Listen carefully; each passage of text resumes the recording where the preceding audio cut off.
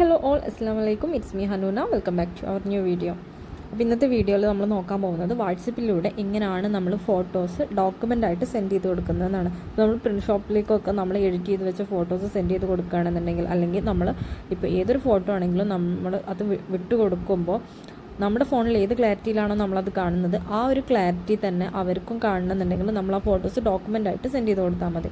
അപ്പോൾ in case നമ്മൾ print എടുക്കുമ്പോഴും ആ ഫോട്ടോയുടെ ക്ലാരിറ്റി ഒട്ടും നഷ്ടപ്പെടാതെ നമുക്ക് പ്രിൻ്റ് കിട്ടണമെന്നുണ്ടെങ്കിൽ നമ്മൾ അയച്ചു കൊടുക്കുന്ന ഫോട്ടോ ഡോക്യുമെൻ്റായിട്ട് അയച്ചു കൊടുത്താൽ മതി.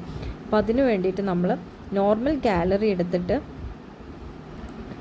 ഇങ്ങനെ ഫോട്ടോസ് സെൻഡ് ചെയ്ത് കൊടുക്കില്ലേ, അങ്ങനെ സെൻഡ് ചെയ്ത് കൊടുക്കാതെ അത് ഡോക്യുമെൻ്റായിട്ട് അയച്ചു കൊടുക്കുക. അതിന് വേണ്ടിയിട്ട് നമ്മൾ നമ്മുടെ മീഡിയ ബട്ടൺ എടുക്കുക. ഇതിൽ ഫസ്റ്റ് കാണുന്ന ഡോക്യുമെൻറ്റ്സ് സെലക്ട് ചെയ്യുക. അതിൽ നിന്ന് ചൂസ് ഫ്രം ഗാലറി സെലക്ട് ചെയ്യുക.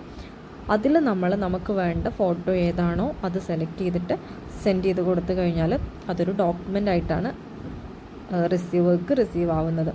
അതിനുശേഷം അവരത് ഡൗൺലോഡ് ചെയ്ത് അത് ഓപ്പൺ ചെയ്ത് കഴിഞ്ഞാൽ നമ്മുടെ ഫോണിലുള്ള സെയിം ക്ലാരിറ്റിയിൽ തന്നെ അവർക്കും അത് റിസീവ് ആവുന്നതായിരിക്കും. Thank you.